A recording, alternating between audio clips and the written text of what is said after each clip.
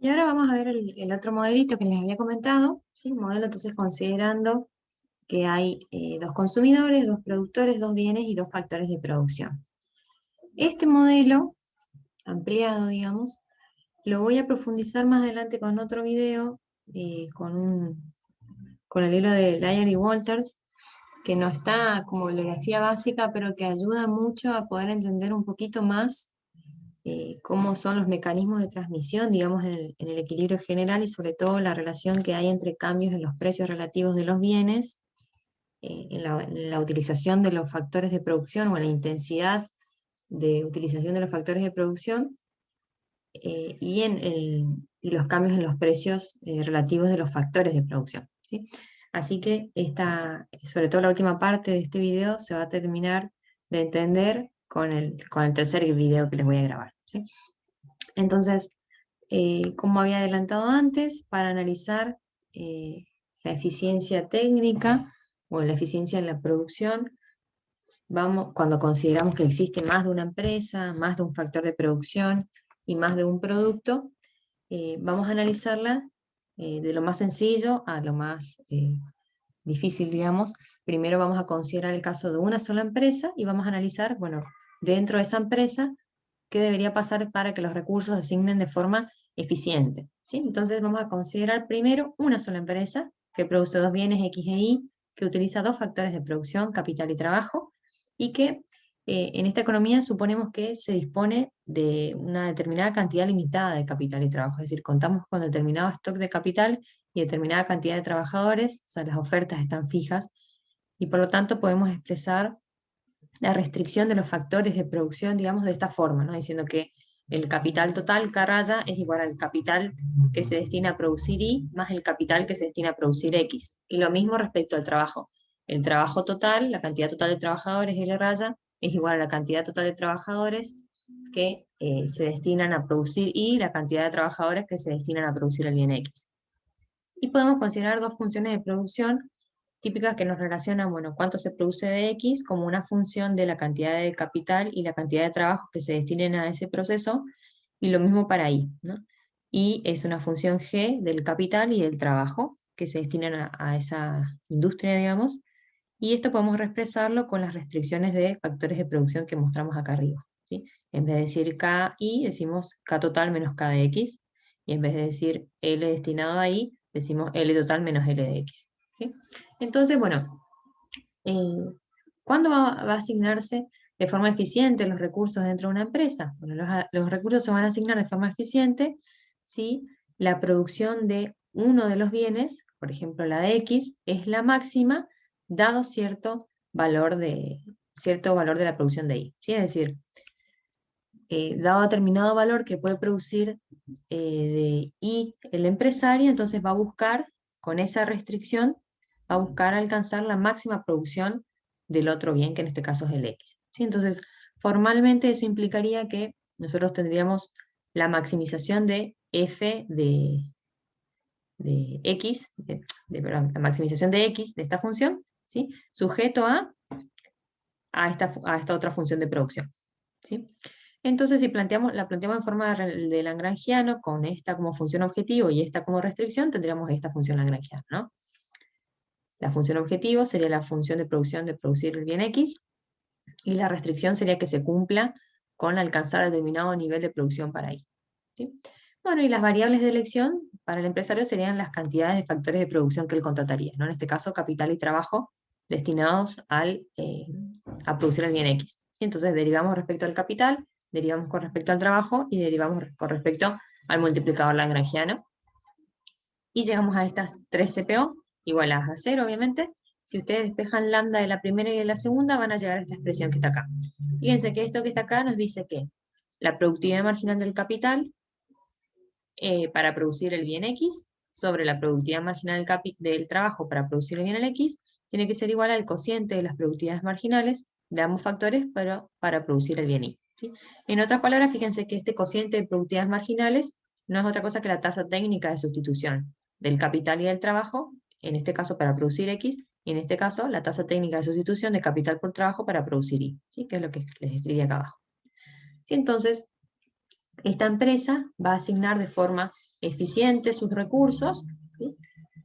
Cuando la tasa técnica de intercambio entre los dos factores de producción sea la misma, independientemente de qué bien produzca, ¿sí? Independientemente de que sea X o Y. O en otras palabras, esa tasa técnica de sustitución de un factor por otro tiene que ser la misma para la producción de X y para la producción de Y.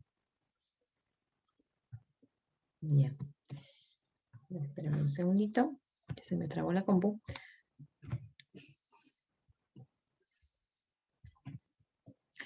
Bueno, a esto del equilibrio técnico o equilibrio en la producción, lo podemos analizar también desde la perspectiva de una caja de Edgeworth, como hicieron en el caso del consumo, del análisis del consumo.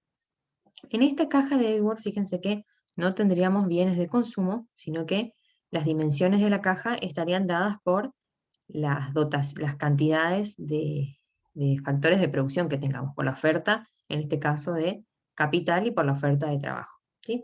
Entonces, tenemos como bienes al bien X y al bien Y, según el ejemplo que veníamos trabajando, los factores de producción, capital y trabajo. Entonces, si consideramos al bien X en este origen y al bien Y en este origen, tendríamos que las dimensiones de esta caja de Edgeworth estarían dadas por la cantidad total de capital, que lo vemos en lo alto de la caja, digamos, y la cantidad total de trabajo de esta economía, que lo vemos en lo ancho de la caja de Edgeworth, ¿sí? Entonces las dimensiones están determinadas por la cantidad de capital de esta economía y por la cantidad de trabajo, que dijimos que en principio suponemos que son fijas, ¿sí? Entonces, la cantidad de capital y de trabajo que están dedicados a la producción del bien X, lo medimos desde este origen, ¿sí?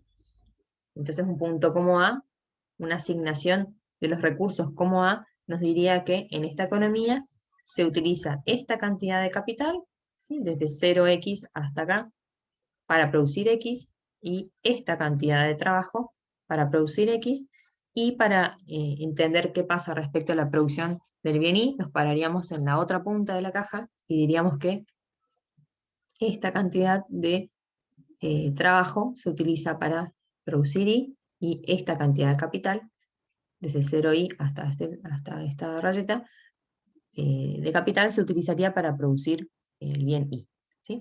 Entonces fíjense cómo dentro de esta caja de Edgeworth nosotros podemos analizar cómo se asignan los dos factores de producción de forma plena, ¿sí? Es decir, que los dos están siendo utilizados en completitud para la producción de dos bienes, en este caso los bienes X y los bienes Y, ¿sí?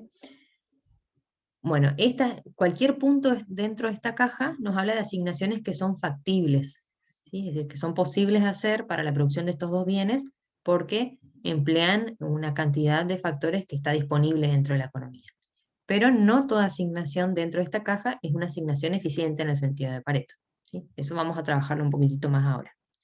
Pero bueno, entonces, en resumen, esta representación de la caja de Edgeworth es muy similar a la de intercambio puro, pero ahora en vez de bienes de consumo tenemos bienes producidos, bien X y bien Y producidos, y tenemos como variables, si se quiere, dentro de la caja a las cantidades de factores, ¿sí? Bien. Bueno, y si nosotros usamos esa caja de Edgeworth para analizar asignaciones en concreto, ¿sí? Y considerando lo que vimos antes, ¿sí? De que la eficiencia, en el sentido de Pareto, cuando tenemos una sola empresa que utiliza dos factores de producción y produce dos productos, se logra cuando las tasas técnicas de sustitución entre los dos factores es la misma para los dos productos. Entonces podríamos representar las asignaciones eficientes a partir de las tangencias de estas isocuantas. Fíjense, acá tenemos 4 isocuantas que nos hablan de cantidades producidas del bien X, ¿sí? La X1, la X2, la X3 y la X4. Cuanto más lejos del origen esté la isocuanta referida a X, mayor va a ser el nivel de producción que se alcanza respecto a ese bien, ¿sí? Entonces, fíjense, esta isocuanta nos habla de diferentes combinaciones de capital y trabajo para producir X1. Esta, diferentes combinaciones de capital y trabajo para producir X2, y así lo mismo para X3 y para X4, ¿sí? Y lo mismo para la producción del bien Y. Tenemos representadas, fíjense, 4 isocuantas, la I1, la I2, la I3 y la I4. Cuanto más lejos de OI estemos, de este origen estemos, la isocuanta referida al bien Y va a representar un mayor nivel de producción para el bien Y. Y fíjense que hay como un trade-off, ¿no? Acá en el medio estaríamos en niveles aproximadamente eh, parecidos, si se quiere, de producción para los dos bienes, ¿sí? Aunque no necesariamente, y cuanto más cerca de este origen inferior izquierdo estemos, menor va a ser la producción de X y mayor la de Y, y cuanto más cerca estemos de este extremo superior derecho, menor va a ser la producción de Y y mayor la producción de X. ¿Sí? Bueno, y entonces ustedes ya saben que las pendientes de la isocuanta son las tasas técnicas de sustitución, ¿no? Entonces, vamos a tener que la eficiencia, para este caso, se va a ocurrir cuando las dos isocuantas son tangentes, es decir, sus pendientes son iguales, las tasas técnicas de sustitución de un factor por el otro son iguales para los dos bienes. Entonces acá tenemos representadas, estos gráficos son de Nicholson, 4 asignaciones eficientes, P1, P2, P3, P4. ¿Sí? Bueno, y también tenemos representado un punto que es ineficiente, que es este punto A. ¿Sí? Entonces podríamos preguntarnos o tratar de entender por qué es ineficiente. Es ineficiente, como se puede ver, porque ese punto está dado por el cruce de dos isocuantas. ¿Sí? Cuando tenemos dos isocuantas que se cruzan, claramente no presentan la misma tasa técnica de sustitución. Entonces, sería posible, por ejemplo, mantener el nivel de producción del bien Y, o sea, posicionarnos sobre esta isocuanta y aumentar el nivel de producción de X, pasar esta isocuanta de X más alta. Entonces sería posible mejorar el bienestar o producir más del bien X sin reducir la cantidad producida del bien Y. Entonces, en esta situación inicial estaríamos en una situación que sería ineficiente en el sentido de Pareto, porque podríamos lograr una mejora en la eficiencia, reasignando recursos, ¿sí? Fíjense, desplazando trabajo del sector Y, llevándolo al sector X, perdón, desplazando trabajo del sector X y llevándolo al sector Y, ¿sí? Y a su vez llevando más capital al sector X y menos al sector Y, reasignar los factores de producción de forma tal de movernos sobre esta isocuanta y alcanzar una isocuanta X3 más alta, ¿sí? Producir más de X con un mismo nivel de producción de Y. O podríamos movernos sobre este isocuanta X2, ¿no? Y pensar en una posible mejora en el sentido de Pareto a partir de, con el mismo nivel de producción de X, alcanzar un nivel de producción de Y relativamente más alto, es decir, movernos hasta este P2. ¿Sí? Entonces podríamos movernos desde esta asignación A, que no es eficiente, podríamos movernos a una P3 o a una P2, que sí son asignaciones eficientes. Entonces la de partida es ineficiente, porque a partir de reasignaciones de los factores podemos llegar a situaciones en las cuales las TTS son equivalentes. ¿Sí? Fíjense que el hecho de que las TTS no sean equivalentes acá nos está diciendo que el cociente de las productividades marginales, los dos factores no son iguales. ¿Sí? Entonces, obviamente, si un factor de producción es más, tiene una productividad marginal más alta en un sector que en el otro, uno puede reasignar los factores de forma tal de obtener mejoras, o sea, una mayor producción en alguno de los sectores a partir de reasignar los factores de producción. Entonces, es conveniente hacer esas reasignaciones. Y esa reasignación va a ser conveniente hasta que sean equivalentes los cocientes de productividades marginales, como lo mostramos acá. Acá se estarían en equilibrio. ¿Sí? Bueno. Y fíjense que nosotros podemos pasar de esta caja de Edgeworth a una frontera de posibilidades de producción como esta, ¿sí? Donde tenemos representados la cantidad total de Y y la cantidad total de X de esta economía, que son los dos bienes que consideramos en la economía. ¿Sí? Podemos representar, fíjense, el conjunto de posibilidades de producción, que es todo el área, y el contorno también, ¿no? Que nos muestra cuáles son las posibilidades de producir Y de X, y el bien Y y el bien X para esta economía, dados los factores de producción con los que se cuenta y la tecnología disponible. ¿Sí? Nos habla de todas las combinaciones posibles, las eficientes y las ineficientes. Y la frontera de ese conjunto, que es la frontera de posibilidades de producción, todo el contorno, digamos, del conjunto, nos habla de las combinaciones del bien Y y del bien X que son posibles obtener en esta economía, utilizando todos los recursos, todos los factores de producción disponibles y utilizándolos de una forma eficiente. Fíjense cómo, acá me olvidé de decir esto, uno podría construir una curva de contrato, como hicimos en la clase de equilibrio general con intercambio puro. Uno puede construir esta curva de contrato que muestra todas las asignaciones que son eficientes en el sentido de Pareto desde la perspectiva técnica ahora, ¿no? Fíjense que acá pasan por los puntos eficientes P1, P2, P3 y P4. Y así uno podría pensar otros puntos para aquí, ¿no? Por el resto de la curva. Entonces fíjense cómo esta curva de contrato nosotros la podemos representar como una frontera de posibilidades de producción dentro de este gráfico. Fíjense que este punto P1 es este punto de eficiente o de tangencia que estaba en la caja de Edgeworth. Lo mismo para este 2, para este P3 y este P4. Y acá podemos ver bien, bueno, acá también está representado O de X, debería decir aquí, ¿no? Y acá OI. Fíjense que este OI, que es este que estaba acá, nos habla de una cantidad nula producida para el bien Y, y todo el bien en la economía es bien X. ¿Cómo lo podemos ver acá, no? Producción nula de bien Y todo lo producido es bien X. Y este OX sería la ordenada al origen de la frontera de posibilidades de producción. Todo lo producido en la economía es bien Y el bien X no existe básicamente, o la producción es nula, y eso lo vemos aquí también. ¿Sí? Y a medida que avanzamos, tenemos más de X producido y menos de Y. ¿Cómo lo podemos ver acá también, no? A medida que avanzamos, tenemos una isocuanta más alta para X y una relativamente más chiquitita para el bien Y. Y también tenemos representado el punto A, que nos hablaba de la ineficiencia. ¿Sí? Acá lo podemos ver claramente. Fíjense cómo esta asignación de los factores de producción que redundan en una combinación de productos como A, está por debajo de la frontera. Es ineficiente. ¿Por qué? Porque nosotros podemos reasignar factores, mantener, por ejemplo, el nivel de producción de X en X2 y llegar a un mayor nivel de producción para Y. ¿Sí? Y lo mismo si nos movemos en sentido horizontal. Podríamos mantener el nivel producido de Y y alcanzar un mayor nivel de producción de X. Ahora espérenme que acá me parece que se me corrió el gráfico. Ahí lo vemos mejor. ¿Sí?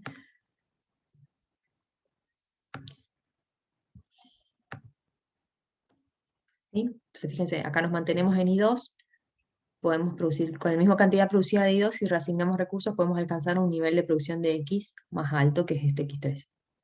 ¿Sí?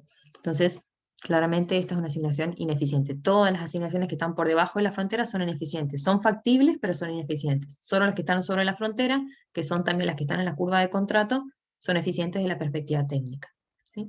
Y claramente, ninguna de estas asignaciones es más eficiente que la otra. ¿Sí? Todas son eficientes. Y dónde se posiciona el empresario va a depender de los precios relativos de los bienes que ofrezca. ¿Sí?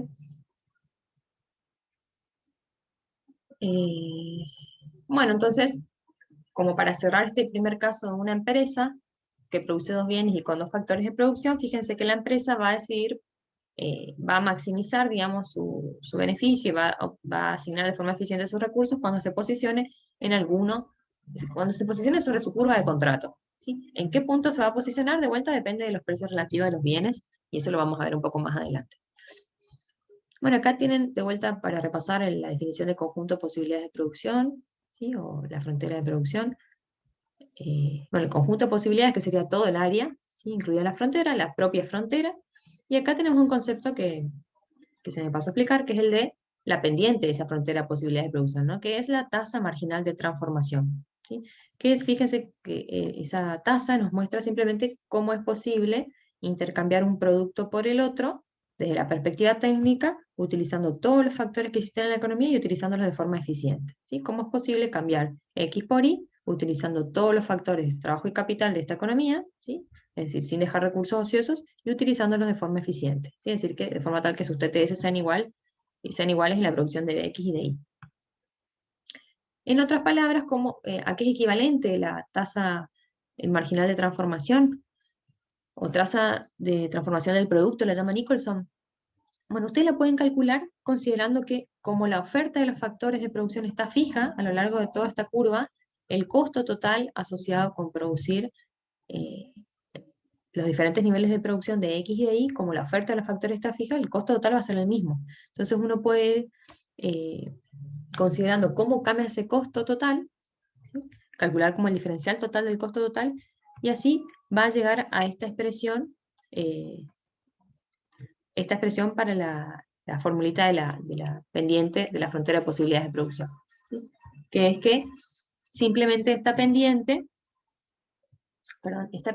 es el cociente de los costos marginales de producir X respecto al costo marginal de producir Y. ¿Sí? Ahí no incluye el desarrollo, pero lo tienen hecho en Nicholson cuando él habla de la curvatura de la frontera de posibilidades de producción. Así que lo dejo para que lo miren solos. Sí, pero en definitiva, entonces, la pendiente de esta frontera de posibilidades de producción es el cociente de los costos marginales. Costo marginal de X sobre costo marginal de Y. Y por lo tanto, es esperable que esta función, esta frontera, tenga una curvatura, sea cóncava. ¿Sí? ¿Por qué? Porque, bueno, si consideramos que Y está en este eje y X está en este eje, a medida que aumenta X, que aumentamos la producción de X y disminuimos la de Y, va a aumentar el costo marginal de producir X, va a disminuir el costo marginal de producir Y por lo tanto, el cambio de la TTP al cambiar X va a ser positivo. ¿Sí? Bueno, y hay algunas explicaciones teóricas que se dan a ese tipo de curvatura para la frontera es que son estos tres tipos de explicaciones, bueno, siguiendo a Nicholson, ¿no? La primera es la existencia de rendimientos decrecientes a escala, ¿sí? Es decir, que si la función de producción tiene rendimientos decrecientes a escala, a medida que uno aumenta la cantidad de X a producir, entonces va a aumentar el costo marginal de producir X. Y para aumentar la cantidad de X, o sea, al aumento de la cantidad de X está relacionado con una disminución de la cantidad de producida de Y. Entonces tendríamos un aumento marginal, un aumento, perdón, del costo marginal de producir X, una reducción del costo marginal de producir Y, si se cumple esto de los rendimientos decrecientes de escala, ¿no? Entonces, aumentaría el cociente relativo de los costos marginales, por lo tanto, tendríamos una TTP que tendría una forma cóncava. ¿Sí? Lo mismo si tuviéramos factores especializados, ¿sí? Es decir, si para producir X se requerían determinados factores especializados, ¿sí? De determinado factor trabajo o factor capital, y lo mismo para la producción del bien Y, entonces a medida que aumenta la producción del bien X, se demandaría cada vez más y más ese factor especializado que en definitiva podría llegar a escasear y por lo tanto el costo marginal de ese factor cada vez más escaso sería cada vez más alto. Lo contrario ocurriría con el costo marginal de Y, por lo tanto tendría que aumentar este cociente de costo marginal de X sobre costo marginal de Y, por lo tanto de vuelta explicaríamos la forma cóncava de la función o que la derivada de esto con respecto a X sería positiva, ¿no? Y por último, la última explicación, que es un poquito la más convincente, es que, un poquito más convincente en el sentido de que, no, digamos, para no tener que forzar a que existan rendimientos decrecientes o a que existan factores especializados, ¿sí? Sino que podríamos tener, por ejemplo, funciones con rendimientos constantes a escala, pero incluso en ese caso, si los factores de producción fueran utilizados con diferentes intensidades en la producción de los diferentes bienes, en ese caso también la frontera de posibilidades de producción tendría esa forma cóncava, ¿sí? Y eso, digamos, lo podemos entender en este caso. Fíjense, por ejemplo, nosotros tenemos, si la curva de contrato fuera una línea recta, nosotros tendríamos que los rendimientos serían constantes a escala y las intensidades de utilización de los factores de producción serían las mismas para la producción del bien X y del bien Y. ¿Sí? En este caso lo que tenemos es, fíjense, como está arqueada hacia arriba, la curva de contrato, tenemos que la producción del bien X es capital intensivo. Si ustedes podrían trazar una línea recta desde acá y pasarla por el óptimo, ¿no? Para cada uno de los puntos, P1, P2, P3 y P4. Y ustedes verían siempre que la producción del bien X es capital intensivo, o sea que el ratio capital-trabajo es más alto para la producción del bien X que para la producción del bien Y. Podrían hacer lo mismo para la producción del bien Y girando el diagrama de Edgeworth, ¿no? Entonces, cuando los factores son utilizados con diferentes intensidades, ¿sí? En ese caso, ¿cómo es? Al aumentar la producción del bien X, si nosotros partimos, por ejemplo, del punto P1 y nos vamos hacia abajo, ¿no? Si aumentamos la producción del bien X, eso va a hacer que, como el bien X en este caso es, el caso que estamos tratando, no es capital intensivo, como dijimos antes, entonces en esta industria va a aumentar la cantidad de los factores de producción que desean contratar los empresarios, ¿no? Va a aumentar la demanda de capital y va a aumentar la demanda de trabajo para producir más bien X. Lo contrario va a ocurrir respecto a la producción del bien Y. ¿Sí? Pero dado que las cantidades de factores de producción K y L son constantes en la economía, por el supuesto que hacemos de oferta de los factores fijos, entonces va a aumentar la intensidad de utilización de capital y trabajo en las dos industrias, en la producción de X y en la producción de Y. Y eso va a quedar más claro con el tercer video que voy a grabarles después. ¿Sí? Por ahora créanme que eso es así. ¿Sí?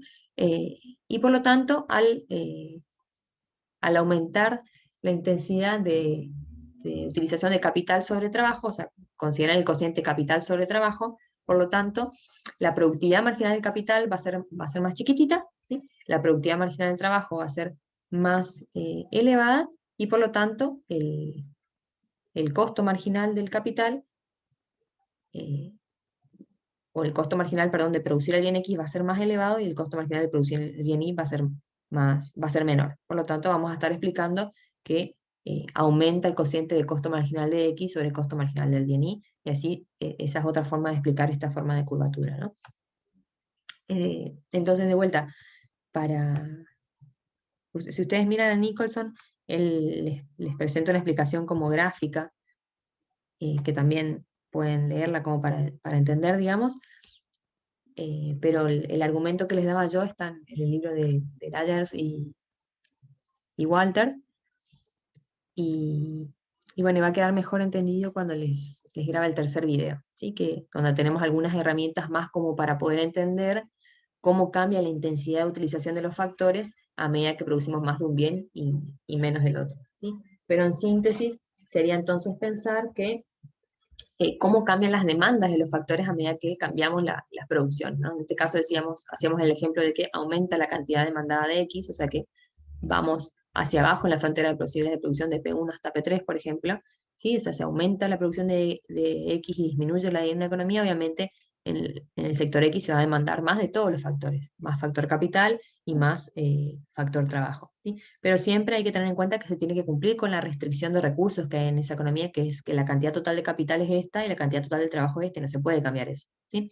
Entonces, en ese sentido, considerando esa restricción y dadas las intensidades de utilización de los factores en cada uno de los sectores, considerando que este es capital intensivo y este es trabajo intensivo, eso va a redundar en que aumente la intensidad de utilización de capital-trabajo en ambas industrias, ¿sí? Para que se cumpla con las restricciones de esta economía, y eso implica que, obviamente, a medida que aumenta un factor, la utilización de un factor de producción respecto al otro, va a caer su productividad marginal respecto a la productividad marginal del otro, ¿sí? Y esas productividades marginales tienen relaciones directas con los precios de los factores, ¿sí? Si cae la productividad marginal del capital, eso va a implicar que cae a su vez el costo, perdón, un poquitito.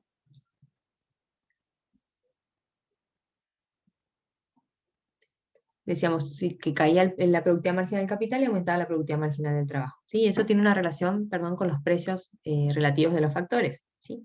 Si uno considera los precios relativos de los factores como cociente entre el precio de los trabajadores, el salario, digamos, el precio que se le paga al capital, ¿sí? Como W sobre R, si se quiere, entonces tendería a aumentar ese cociente de los precios de los factores, y eso a su vez implica que aumenta el costo marginal de X respecto al costo marginal de Y, ¿sí? Pero bueno, perdón que haya sido tan repetitiva, esto va a quedar muchísimo más claro con el tercer video, ¿sí?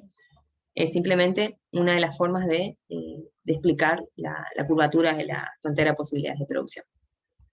Bueno, y luego, pasando al otro caso, ¿sí? Decíamos, podrían existir dos empresas en vez de una sola, y consideramos en primer lugar un solo producto para esas dos empresas. Entonces pensemos cómo se deberían asignar de forma eficiente los recursos entre estas dos empresas.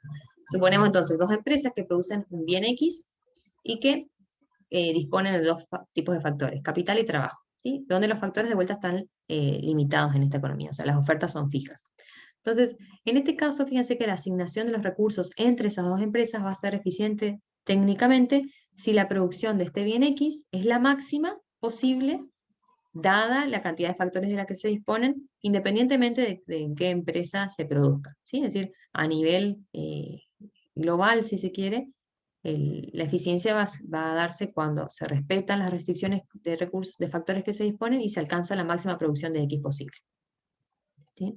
Y bueno, para que se logre eso, obviamente que los recursos van a tender a ser más asignados en aquellas empresas que hacen un uso más eficiente de esos factores, ¿no? Entonces, formalmente plantearíamos el problema de esta forma. La producción total de X va a ser la suma de lo que se produzca en la empresa 1 de X y lo que se produzca en la empresa 2 de X. ¿Sí? Ambas producen el mismo bien X, recuerdan. Y tenemos estas restricciones de recursos. La cantidad de capital total de la economía, acá raya está por lo que se usa en la empresa 1, más lo que se demanda en la empresa 2. ¿Sí?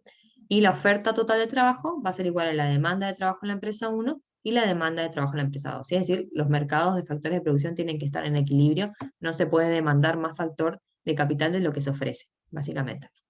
Entonces uno podría plantear meter estas restricciones, para no hacer un lagrangiano, ¿no? Meter estas restricciones en esta segunda función, como está hecho aquí, y optimizar derivando la función objetivo respecto a K1 y L1, ¿sí? Es decir, la cantidad de capital que se va a contratar en la empresa 1 y la cantidad de capital que se va y la cantidad de trabajo, perdón, que se va a contratar en la empresa 1. Lo mismo uno podría hacer despejando todo o expresando todo respecto al problema de la empresa 2, digamos, para obtener su resultado, ¿no? Va a ser idénticamente lo mismo. Entonces, si ustedes derivan esta función objetivo respecto a K1 y L1, van a llegar a estas derivadas igualadas a 0, ¿no? Y si reexpresan esta CPO y esta CPO, ¿sí? Van a llegar a este resultado. ¿Sí? ¿Qué nos dice este resultado? Fíjense, esto nos dice que la productividad marginal del capital en la empresa 1 tiene que ser igual a la productividad marginal del capital en la empresa 2, y la productividad marginal del trabajo en la empresa 1 tiene que ser igual a la productividad marginal del trabajo en la empresa 2. ¿Sí? ¿Esto qué quiere decir? Que los factores de producción deberán ser asignados entre estas dos empresas para donde ellas producen el mismo bien X, de forma tal que las productividades marginales de los factores sean iguales, ¿sí? En las dos empresas.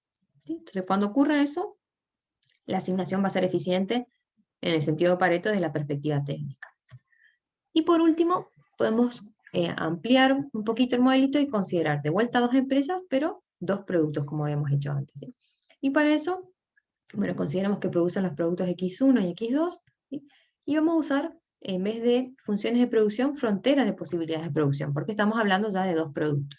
Entonces, pensemos que las fronteras de posibilidades de producción están determinadas de forma implícita, ¿sí? Por estas funciones, ¿sí? La función I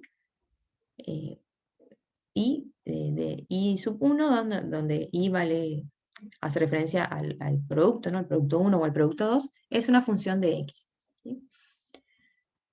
Bueno, entonces, en este caso, cuando tenemos dos empresas que producen dos productos, la asignación de los recursos va a ser eficiente desde la perspectiva técnica si la producción de uno de los productos, por ejemplo el X1, es la máxima, dado cierto valor para la producción del bien X2. ¿Sí? De vuelta. Entonces, suponiendo determinado nivel de producción respecto a uno de los bienes que pueda alcanzarse, o considerando eso como restricción, a nivel global se busca alcanzar la máxima producción para el otro bien. ¿Sí? Y en este caso, digamos, esta definición de la asignación eficiente en el sentido de Pareto, la intuición nos indica que en este caso cada empresa va a tener que abocarse, digamos, a la producción de aquel bien para el cual es relativamente más eficiente, ¿sí? Es decir, podría ocurrir que una de las empresas sea más eficiente en la producción de uno de los bienes. Entonces, si eso fuera así, la eficiencia se va a alcanzar cuando cada una se especialice, digamos. Bueno, y formalmente, ¿cómo lo podríamos plantear? Lo podríamos plantear como sería un problema de maximización de la cantidad total del bien X, ¿sí? Donde la cantidad total del bien X sería la cantidad de X1 producida por la cantidad de X, perdón, producida por la empresa 1 y la cantidad de X producida por la empresa 2, ¿sí? Sujeto a que se quiera alcanzar determinado nivel para el producto I, ¿sí? Donde ese nivel total que se alcance va a ser igual a la sumatoria va a ser igual, perdón, a la sumatoria del producto que alcance a producir la empresa 1 y la empresa 2. Entonces, una vez que tenemos el lagrangiano, buscamos la CPO, que es derivar esta función de Lagrange respecto a X1 y a X2, ¿sí? Es decir, cuánto produciría la empresa del bien 1 y cuánto del bien 2, y llegaríamos a esta CPO. ¿Sí? Donde fíjense que esta CPO lo que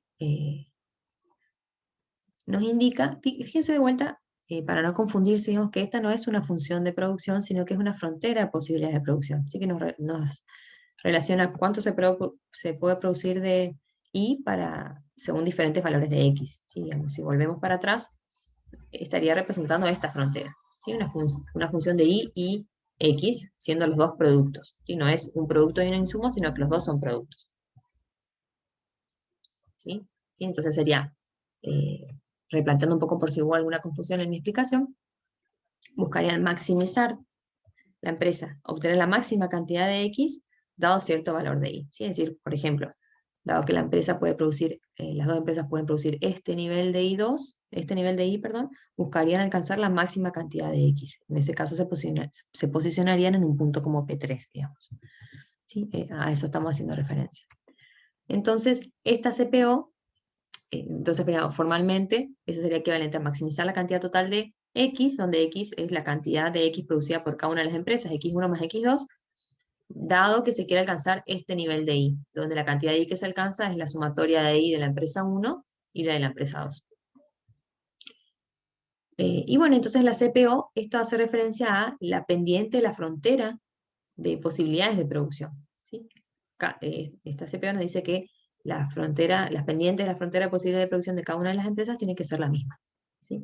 O en otras palabras, que la tasa de transformación de un producto por el otro tiene que ser la misma en las dos empresas. ¿Sí?